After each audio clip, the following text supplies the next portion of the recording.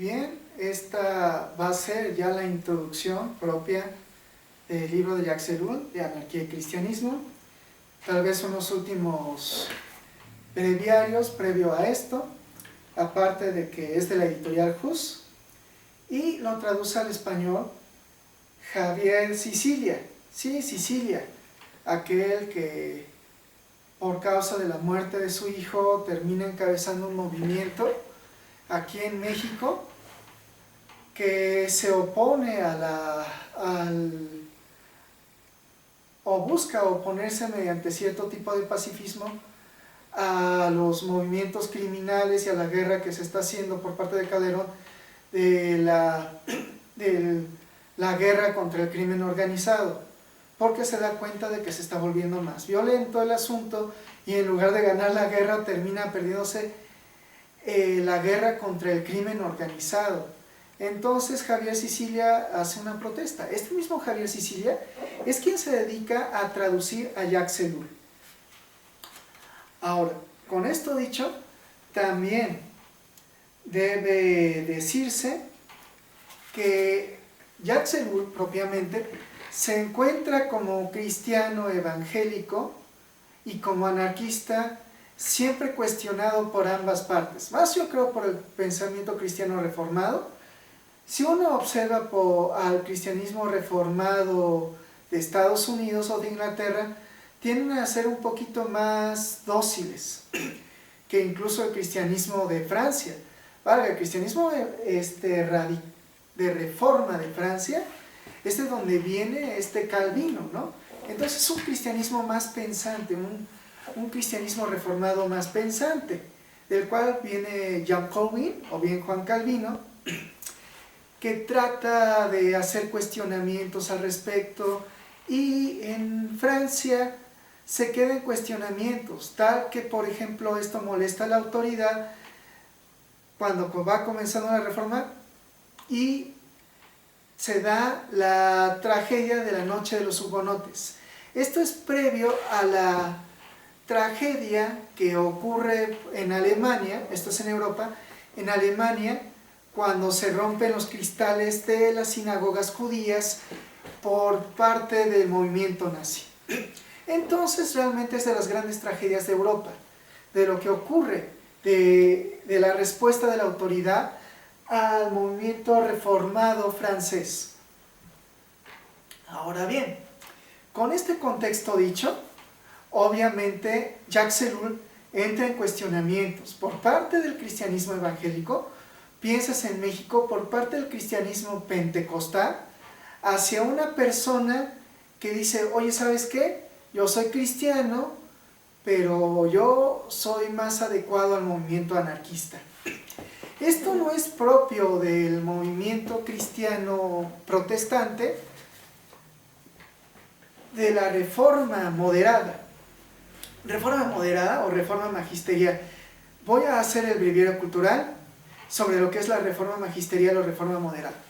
Cuando comienza Martín Lutero a hacer su movimiento de protesta al cristianismo católico, comienza tratando de adecuarse a los movimientos, mejor dicho, a los países en los que se va encabezando la reforma, siendo muy propio al pensamiento de San Agustín de Hipona, cuando San Agustín de Hipona dice que existe la ciudad de Dios.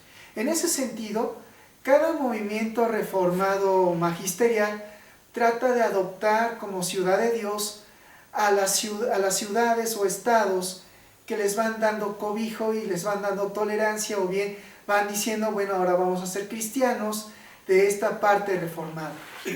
Eso es el movimiento de reformado magisterial o reformado moderado. No así el movimiento reformado radical. El movimiento reformado radical ya adoptaba propiamente afirmaciones de que eran incluso propias del cristianismo primitivo, de decir, no somos de una sola región, pese a que incluso le hayan dicho a Pablo, esto es antes de Hechos 15, los judíos, cuando Pablo comienza a expandir el cristianismo por toda Europa, en decir, oye, ¿sabes qué? Gente que comienza a ser afín al cristianismo, hay que convertirlas al judaísmo. ¿Por qué? Porque el cristianismo viene de una religión de origen, una religión madre. La religión madre del cristianismo es el judaísmo. No podemos negar ese origen. Pero dentro del movimiento judeocristiano, en Hechos 15 comienzan a decir, es cierto, el cristianismo viene del judaísmo, pero no puede encerrarse en el judaísmo. No podemos obligar a los no judíos a volverse judíos por ser cristianos, por adoptar a la figura universal del Mesías Jesús en lo que nosotros nos vamos propagando por el mundo. No podemos hacer eso. Valga, hay que comenzar a decir el cristianismo ya no es judaizante, pese a que venga de origen judío. Obviamente esto provoca aún incluso conflictos interiores, aún por el cristianismo, y comenzamos a veces los cristianos en el siglo XXI y siglo XX en decir, bueno, algo tenemos que preservar del judaísmo de origen. Esto todavía puede ser parte de discusiones en la actualidad, pero no compete para este tema de video, y menos en que parte de lo que puede preservarse de origen de ese judaísmo es que el cristianismo es un judaísmo de alteridad. Si queremos ser judaizantes, vamos a ser judaizantes de alteridad. Valga, no podemos ser judíos ni judíos ortodoxos. Antes bien, hemos de ser personas de alteridad donde nosotros vayamos posicionándonos. Más en el sentido del cristianismo, en que el cristianismo ahora no ha de ser un cristianismo de regionalismos, ha de ser un cristianismo de alteridad a los regionalismos. No puede obedecer a lo que San Agustín pretendía, como adoptar a nuestras ciudades de origen como la ciudad de Dios. No vamos a declarar a nuestras ciudades que nos han adoptado y tolerado como si fueran tierra santa. Ciudad de México, para el caso mexicano, no es tierra santa, no es la nueva Jerusalén, no es la nueva Aztlán, la nueva Jerusalén, no es Atenas la nueva Jerusalén. En ese sentido es como repetir a Tertuliano en preguntar, ¿y qué tiene que ver Atenas con Jerusalén? Tertuliano lo veía en el sentido como de tratar de regresar al pensamiento de origen judío, pero aquí más que regresar al pensamiento de origen judío, es tratar de pensar en una forma de alteridad, en decir que la labor del Mesías Jesús es una labor universal, que viene a ser una transformación. Lo que es en sí el cristianismo, en su origen de judaísmo, es en sí transformación, es de transición, alteridad. Es un movimiento ideológico de alteridad. Eso es en sí la realidad de lo que debería de preservarse del judaísmo de origen, y en eso yo pienso que en mi pensamiento místico que el Espíritu Santo no ha de oponerse, y mucho menos aquellas personas que reconocen que el cristianismo en su origen viene siendo una revolución, viene siendo una transición, viene siendo una transformación. En ese sentido, alguien diría, oye, tú estás repitiendo cosas que tienen que ver con México y su famoso 4T de Andrés Manuel. Jamás he dicho eso. Yo he dicho que la transformación que propone el cristianismo es una transformación universal, tal que no obedece a ningún país, no obedece a nada. Es más, ni siquiera lo voy a decir por si acaso fuéramos a otros planetas, no obedece al planeta Tierra. Esto obedece más allá a una transformación de nuestra manera universal de ser, de transformar nuestro universo. Eso es lo que realmente significa, en un sentido cosmogónico y cosmológico, el cristianismo y lo que viene a ser Jesús como Mesías judío. Eso es en realidad el judaísmo de alteridad hasta sus últimas consecuencias universales.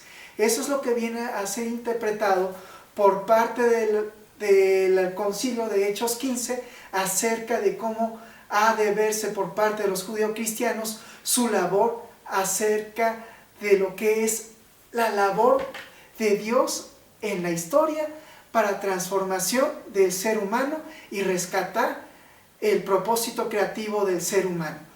Esto es muy teológico, no siempre uno está de acuerdo.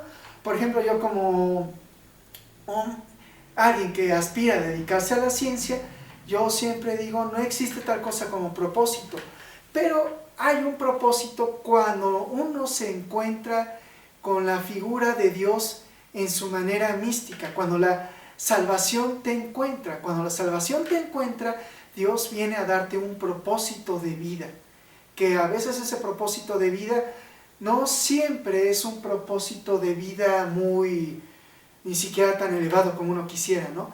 Pero es elevado en el calendario de Dios. Ahí sí hay un propósito de vida, y para ese sentido, todo ser humano, todo, por más insignificante que sea, viene a hacer un papel conforme a 1 Corintios 12 y Romanos 12, viene a ser, aunque sea minúsculo, un papel dentro del edificio creativo del templo divino. Eso viene a ser como una especie si quieren verlo así, como una especie de grano de arena en el templo de la Nueva Jerusalén, dicho por Apocalipsis 12. Ya con esto dicho, para el caso de la interpretación cristiana, vamos a leer ya finalmente la introducción. Perdón por este último previo, pero era necesario para dar a entender lo que ve Jacques Ellul. Introducción. La pregunta aquí planteada es tanto más difícil cuanto que las certezas sobre este tema se han establecido desde hace mucho tiempo de los dos lados y nunca se han sometido al menor cuestionamiento. Los dos lados a lo que habla Ellul, como yo había dicho previamente, es la parte del anarquismo y la parte del cristianismo. Ya dije previamente cómo lo ve Jacques Ellul, estos de dos modos lo vamos a seguir leyendo y seguir viendo, pero se necesitó ver el previo para ir entendiendo cómo Jacques Ellul va enfrentando esta transición de anarquía y cristianismo, sobre cómo está su pensamiento de transición. Y ya lo estuve diciendo cómo se ve el anarquismo, que tiene sus asegúnes a Bakunin por Proudhon y Kropotkin, de tal forma que viene asentándose en cuanto al cristianismo por parte de León Tolstoy. Y aquí, en la parte evangélica, ya es Jacques Ellul. Es evidente que los anarquistas son hostiles a todas las religiones. Bakunin lo estaba diciendo. Bakunin era ateo, él promovía el ateísmo para cuestionar lo que es Dios, porque la idea de Dios que promueve el cristianismo es una idea de Dios un tanto cuanto más por el pensamiento incluso protestante, en el sentido del cristianismo reformado, moderado y magisterial, y el cristianismo católico, romano o ortodoxo, de ser un poquito más barbero a la autoridad. Y en ese sentido, Ellul está diciendo su pensamiento, y el cristianismo está con toda evidencia clasificado en esa categoría. El cristianismo que conoció Jacques Ellul, porque él era reformado, más reformado magisterial. Con todo lo que yo hablé acerca de lo que se piensa del cristianismo protestante o bien reformado francés, tiene que buscar ser tolerado y a veces hasta adoptado por la autoridad. Y por eso Jacques Ellul viene haciendo este cuestionamiento. No es menos evidente que los cristianos tienen horror de la anarquía, fuente de desorden y de negación de las autoridades establecidas. Estas son las certezas simples e indiscutibles que pretendo cuestionar aquí.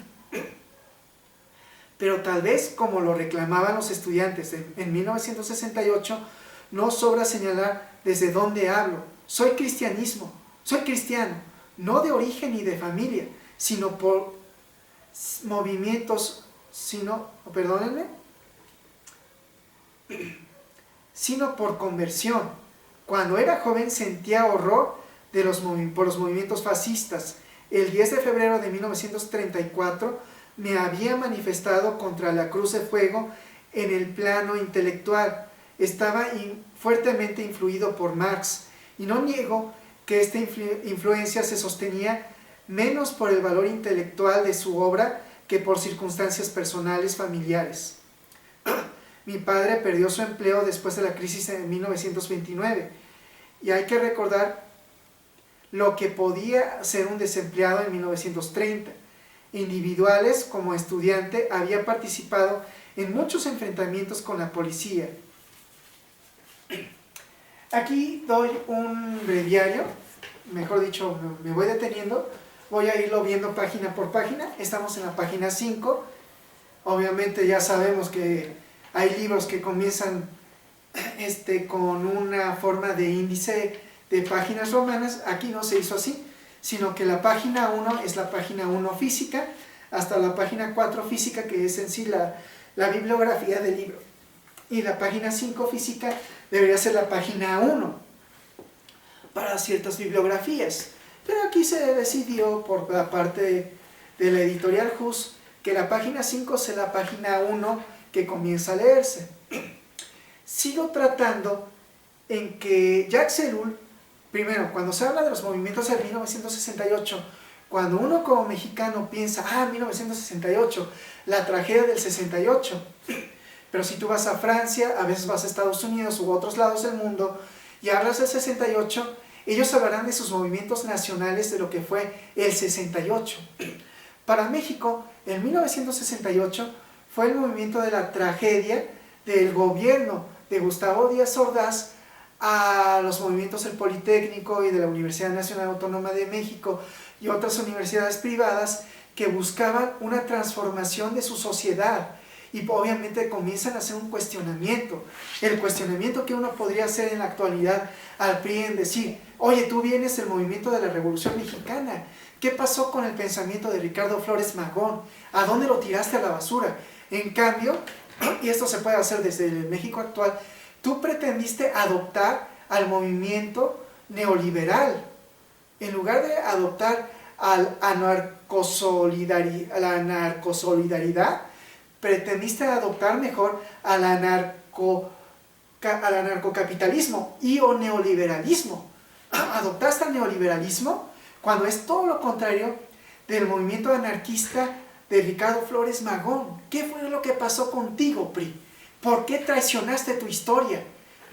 Valga la pena destruirte y pensar en un nuevo movimiento de regeneración social que seguir pensando en tu subsistencia histórica. Eso es lo que se piensa en el mexicano actual contemporáneo, que es mejor aniquilar todo lo que venga conforme a la cronología de Andrés Manuel, aniquilar todo lo que venga de la tercera transformación y salvaguardarlo en una cuarta transformación, que sí salvaguarde la regeneración de Ricardo Flores Magón. Obviamente, cualquiera puede criticar, oye, pero Andrés Manuel no lo hace desde el anarquismo. Claro que no. Pero aquí yo tengo que decir en cuanto a ciertos anarquistas, yo por ejemplo que ha querido apoyar a Morena, en que sabe que se hace desde una contradicción, pero bajo el salvaguarda de tratar de rescatar lo mejor, de ser incluso más consecuente con el pensamiento de Jacques Ellul.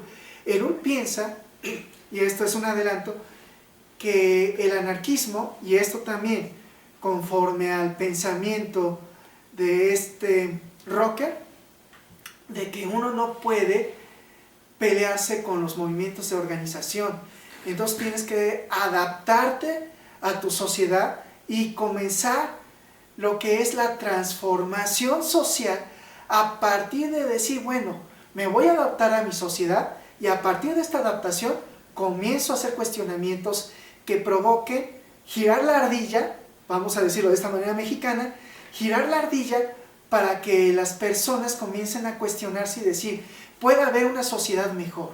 La sociedad mejor es la sociedad anarquista, no necesariamente es la sociedad de Morena, sino una sociedad mejor. Y para ello tienes que adaptarte a las revoluciones sociales de tu sociedad para ir conforme a la transición, no conforme a la estacionariedad. Lo tengo que decir de esta manera un poquito termodinámica y de sistemas complejos. Ya dije que para Rocker y o bien para los comentaristas del libro de Rocker, uno tiene que adaptarse a lo que son las investigaciones y desde la investigación comenzar a promover un movimiento de transición de sociedad, La anarquía, en realidad al final, no se trata más que la búsqueda de la continua transformación de la sociedad. Y como continua transformación de la sociedad, dices, bueno, por el momento voy a favorecer este movimiento político, pero el movimiento de respuesta a ese movimiento político es al que ahora yo me voy a adoptar. Pensémoslo de manera mexicana en la historia. Temporalmente estoy con el PRI, pero después viene el movimiento del 68 cuestionando al PRI. Entonces ahora me voy al movimiento del 68. Ya después, como mexicano, me iré al movimiento de cuestionamiento del movimiento del 68, que lo hacen los propios del 68. Y se ve, por ejemplo, en ciertos partidos políticos, como el Partido Comunista de México, otros partidos que comienzan a cuestionar. Algunos dirían, ¿y por qué te saltas al PAN? Porque el PAN no viene de una crítica legítima al PRI. Pese a que, pues es cierto que el fundador de la UNAM es uno de los previos del PAN, quien es su primer rector, o mejor dicho, el seguidor voy olvidando nombres, perdónenme que tenga una especie de amnesia histórica. Pido de favor que aquel que le guste la historia, que lo investigue. No me estoy equivocando. El PAN viene de un cuestionamiento sí al PRI, de alguna manera tratando de ser consecuente con Francisco y Madero, pero no adopta los ideales magonistas. Hace todo lo contrario, cosa que de alguna manera sí lo hace Cárdenas. Cárdenas es como lo que rescata de Flores Magón, y a partir de ahí hace pues la expropiación petrolera, funda el Politécnico y trata de transformar su sociedad. Sin embargo, Lázaro Cárdenas, sabiendo que la sociedad mexicana no es completamente propia para adoptar una continua transición, dice, bueno, pues me quedo hasta aquí y dejo a Adolfo López Mateos como mi sucesor. Es un problema porque finalmente el PRI no termina siendo lo que de alguna manera Cárdenas quería y buscaba, y en cambio los que cuestionan este tipo de cosas lo hacen desde una manera conservadora. El PAN viene desde el conservadurismo, pese a que la UNAM sea una forma de cuestionamiento a Plutarco Elías Calles, no termina de adoptar la transformación que se necesitó para ese momento de la historia. Viene el movimiento del 68, el PAN lo cuestiona, el PRI lo cuestiona, y al final en el interior, porque es un movimiento de transición, tiene por transición que cuestionarse en su interior. Y por cuestionamientos interiores viene el PRD, como evolución del Partido Comunista de México, y el fraude del 88. Y dentro del PRD, en continua transformación, viene el movimiento de Morena. Y vienen otros partidos, como el Partido del Trabajo y otros más. Y como movimiento de cuestionamiento, pues es lo que existe en la actualidad, tratando de rescatar ahora los ideales de Ricardo Flores Magón. Pero aquí viene un asunto que uno piensa como cristiano y como anarquista. Está bien, temporalmente ponte de manera estacionaria al lado del gobierno, pero si aún en el gobierno, dentro de ese propio partido, vienen cuestionamientos radicales de mejor transformación para mayor bienestar del pueblo, donde parte de Morena diga, no, México no es capaz, es mejor estar de acuerdo con los movimientos de transición, porque eso es la anarquía, que los movimientos de estacionariedad, de quedarse en un lugar, porque entonces eso terminaría siendo lo que es el movimiento conservador. Valga, hay que buscar la continua transición en lugar de la continua conservación, porque de hecho, pensándolo como físico-matemático, como científico, dejando a lado un poquito la anarquía y la religión, algo vivo es algo que está en continua transformación. La evolución es transformación, y transformación a bien. Obviamente la evolución se puede dar como una mutación, que es una transformación muy al azar, muy estocástica, diría como científico. Pero si esta estocasticidad por selección natural se le logra dar un orden, entonces es una transformación a bien. Eso es la evolución. Se necesita transformaciones a bien. Y eso es la anarquía, al final, en su interpretación política. Y no solo política, sino sociológica. La anarquía es transformación a bien de la sociedad en la que uno se encuentra. Por eso, un anarquista puede decir, sí, apoyo en este momento a este partido político, pero hasta cierto punto, porque si yo encuentro que hay transiciones que comienza a haber en el interior de la sociedad, me he de poner a favor de la transformación social, pero a bienestar social. Y para eso es lo que dice este Rocker. Uno no puede ser un anarquista azaroso, no puede ser un anarquista de closet, pero tampoco un anarquista de me opongo a la sociedad por oponerme a la sociedad, porque eso no es la anarquía. La anarquía es oponerse a una estacionariedad que provoque un asentamiento social que no le motive a mejorar, no le motiva a evolucionar. Bueno, ahora esta es la interpretación que le estoy dando a Jacques Ellul. Jacques Ellul dice, yo busco la anarquía como evolución social para mejora de la propia sociedad. Y eso es lo que Jacques Ellul va a terminar respondiendo tanto a anarquistas, porque a veces el anarquismo termina siendo como movimiento de transición, más que de transición, un movimiento estacionario, y a eso Rocker le termina respondiendo a los anarquistas de organización alemanes, y también Jacques Ellul termina respondiendo a los cristianos, porque el cristianismo, cuando termina siendo tolerado y al final termina siendo adoptado conforme al pensamiento de San Agustín, de decir, ahora donde nos asentemos es nuestra ciudad de Dios y es nuestra tierra santa y para nosotros es nuestra nueva Jerusalén, Jacques Ellul termina diciendo, no, voy a interpretarlo. La nueva Jerusalén no es un lugar geográfico ni un lugar físico, es un lugar espiritual de continua transición, en donde el Mesías es el que rige la transición. ¿Y qué es el Mesías? Pensaríamos. Bueno, para la interpretación judeo-helénica cristiana, es el logos de Heráclito, es el logos de Platón, es el logos del pensamiento helénico, es el logos sobre el cual está el continuo cambio yendo y deviniendo, de tal forma que para Hegel dice, el logos es Dios, Dios es el que rige los cambios. En ese sentido, estoy interpretando un poquito estoy adelantando un poquito a Ellul.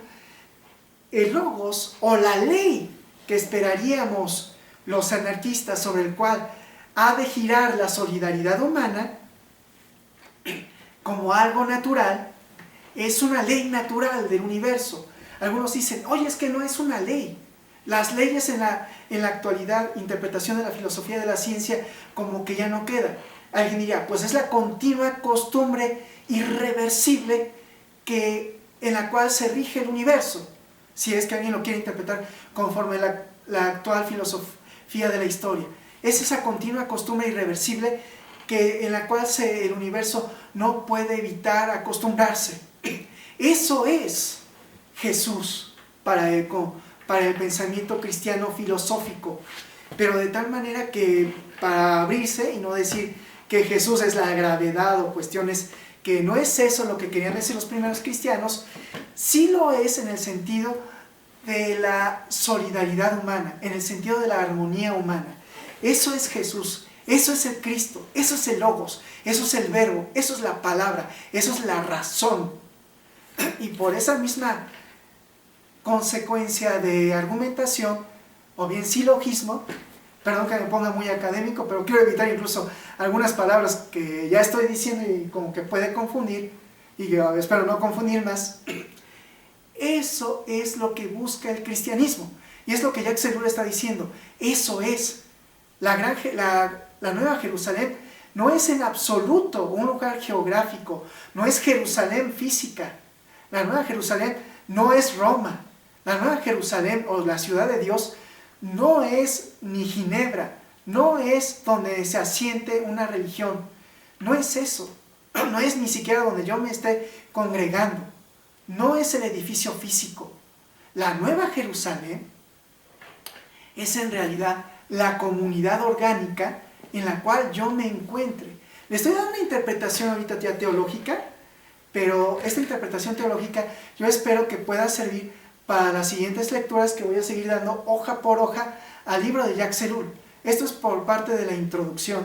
Y obviamente sé que me estoy alargando un poquito más, pero es la idea de que poco a poco vaya comenzando a comprenderse las ideas de Jacques Ellul conforme más se vaya leyendo el libro de Anarquía y Cristianismo.